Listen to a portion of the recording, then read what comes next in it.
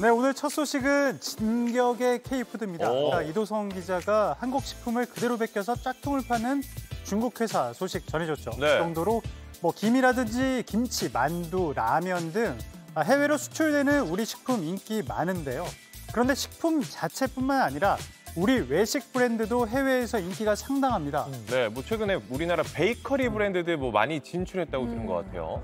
맞습니다. 그 빵도 뭐 파리바게뜨나 뚜레쥬르 해외 매장을 뭐 굉장히 공격적으로 늘려나간다 이런 소식 접해보셨을 겁니다. 네. 그런데 우리나라 국민들이 이른바 치느님이라고 떠받드는 치킨 예. 최근 해외에서 각광을 받고 있다고 합니다. 사실 치킨이야 누가 먹어도 맛있잖아요. 맞아요. 그럴 수 있을 것 같아요. 네, 근데 좀 놀라운 건 이 바베큐의 본고장이라고 할 수 있는 미국에서도 인기가 높아지고 있다는 거예요. 먼저 이 BBQ 치킨의 경우를 보면요. 미국에선 레스토랑화 됐다고 해서 이 외식을 즐기는 곳이 되고 있는데 매장이 벌써 250개라고 합니다. 맥도날드가 뭐 13,000개라고 하니까 뭐 그거에 비하면 아직 적기는 하지만 그래도 꽤 주목할 만한 성장세죠. 그 2019년에는 58개에 불과했지만 코로나를 거치면서 대폭 증가하기 시작해서 현재는 25개 주에 250개 매장으로 확장됐습니다. 그 250개가 다 본사 직영점인 건가요? 그렇지는 않습니다. 우리나라하고 마찬가지로 이 프랜차이즈로 가맹점주들을 모집한 결과라고 하는데요. 우리나라 입맛에 맞게끔 발전해온 치킨이 어떻게 보면 미국에서 그대로 인기를 얻는 상황이라고 할 수 있죠. 캐나다에서도 100여 개 매장을 늘리면서 전 세계 57개국의 매장이 700개로 늘었다고 합니다. 치킨뿐만이 아니죠. 햄버거도 있습니다. 우리나라 햄버거가 해외 진출해요? 그렇습니다. 뭐 아직 미국까지는 아니지만 네. 롯데리아의 경우에는 베트남에서 매장 260개를 운영 중인데 지난해 처음으로 매출이 1,000억 원을 넘었다고 하고요. 그런데 이런 K푸드의 성장세를 바탕으로 최근에는 미국 진출도 검토 중이라고 합니다. 가공식품에서 외식으로 K푸드 성장세가 계속 이어지고 있습니다. 자, 다음 소식은 또 뭔가요? 네, 이번엔 도심형 실버타운 소식입니다. 실버타운은 과거 분양형과 임대형이 있었죠. 예전에는 60세 이상이면 분양도 받을 수 있었는데 자격이 없는 사람들이 분양을 넘겨받는 부작용이 생기자 2015년에 이 분양형이 없어졌습니다. 분양형이 없어졌군요. 그렇죠. 그러다 보니까 이제 임대형 실버주택만 가능해졌고 그런데 고령화 사회에 접어들다 보니까 수요가 한꺼번에 몰린 거죠. 임대하면 월세처럼 뭐 집세 내고 시설 이용료 내고 뭐 그런 식으로 하는 건가요? 맞습니다. 거기에 보증금도 필요하죠. 네. 그 고급형 실버타운이 특히 인기를 끄는 거는 호텔처럼 식사와 청소 서비스가 제공이 되고 또 건강 유지를 위한 활동적인 운동이나 사교 프로그램, 여기에 병원 연계가 잘 돼 있기 때문이라고 합니다. 그러니까 한적하게 시간을 보내는 형식보다는 좀 활동적인 모습이네요. 네, 나이가 들면 한적하게 시간을 보내야 한다는 건 이제 옛말이죠. 요즘 실버타운 오히려 도심에서 활동적인 하루하루를 보내는 컨셉.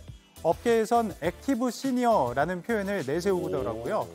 대형 건설사들도 시공부터 운영까지 책임지면서 직접 뛰어드는 사례도 나왔습니다.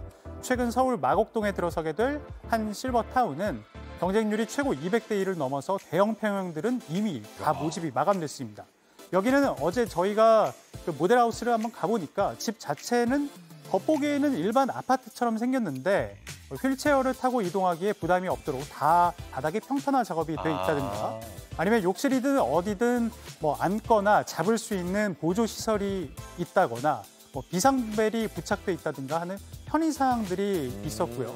또 건강 상태를 24시간 모니터링하는 센서가 집안 곳곳에 부착돼 있어서 이상 신호가 감지될 때에는 곧바로 간호팀이 출동할 수 있도록 돼 있었습니다. 아까 화면 나온 거 보니까 되게 시설 잘 돼 있고 고급 아파트같이 보이는데 네. 가격이 얼마인가요? 중요하겠다. 그렇죠. 가격이 가장 궁금하실 네네. 텐데 그러니까 가장 작은 평형대가 대략 보증금 7억 원에 월세를 포함한 이용료가 200만 원 정도더라고요. 세다. 여기에 이제 가령 이제 60평형이 넘어가는 펜트하우스급의 대형 평수는 보증금이 22억 원, 그리고 이용료가 500만 원을 넘었습니다. 그렇군요. 서울 시내에 위치한 이런 고급 실버타운들의 경우에는 호텔식 컨시어지 서비스가 수반되는 데다 근처에 대형 병원이 위치하고 있다 보니 가격이 비싸도 수요가 몰린다는 거죠.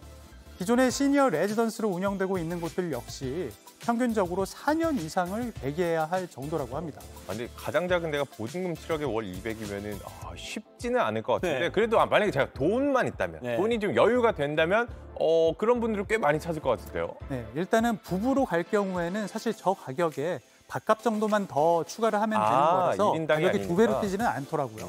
그리고 이제 또 특히 형제 자매라든지 친구들한테 소개를 해서 함께 입주하는 경우들도 많다고 합니다. 아, 그렇군요. 그러니까 장년층 인구 비중이 아무래도 늘다 보니까 실버 산업 비중도 커지고 아주 발전하고 있다는데 그것도 한 반면이네요. 네. 잘 봤습니다. 자, 세 번째 아이템은 뭔가요? 네, 벌써부터 더운 날, 이게 진짜 5월이 맞는지 의심될 정도에서 올여름 무더위가 심상치 않을 것 같은데요. 오늘은 흐린데도 서울 낮 최고 기온이 맞아요. 27도까지 올라간다고 예보가 돼 있긴 해요. 네, 더워요. 그렇더라고요. 그래서 벌써부터 이 의류와 침구업계가 쿨웨어를 전면적으로 내세우고 시원한 있습니다. 거. 어제 저희가 백화점을 한번 찾아가 봤는데 진짜 아웃도어 브랜드들과 침구 관련 브랜드들은 너나 할 것 없이 모두 기능성 냉감 제품들을 선보이고 있더라고요. 근데 궁금한 게 이 냉감 소재라는 게 입으면 진짜 시원한가요? 혹시 사용해 보신 적 없으신가요? 네, 아직은 없어요. 사실 저도 직접 착용하면서 뭐 장시간 사용해 본 적은 없는데 그렇기 때문에 어떤 게 확실히 더 낫다 이런 말씀은 못 드리지만 분명히 만져보면은 뭔가 다르다라는 느낌이 들기는 합니다. 오. 소재 자체가 분명 살에 닿았을 때 마치 시원한 곳에 옷을 넣어뒀다가 꺼낸 것처럼 차가운 기운이 느껴지더라고요. 시원한 곳이면 냉장고 같은데 옷 넣어놨다가 딱 입은 거죠. 그런 느낌이에요? 그러니까 그 정도이면 좋을 것 같은데 그 정도까지는 아니지만 에어컨 앞에 좀 서 있다가 옷을 만져보면 좀 시원한 느낌이 시원하잖아요. 들잖아요. 예. 그 정도가 유지가 되고 있다는 거죠. 그러니까 섬유 자체가 가진 냉감 기능에 이제 땀 흡수, 통기성까지 갖추고 거기다 가볍다 보니까 확실히 무더위에 맞춤형으로 나오고 있는 것 같습니다. 또 침구들의 경우에는 올 여름 전기료 폭탄 등을 감안해서 에어컨 사용량을 줄이기 위한 고객들이 많은 관심을 갖고 구매하는 분위기라고 합니다. 지금까지 비즈니스 클래스였습니다.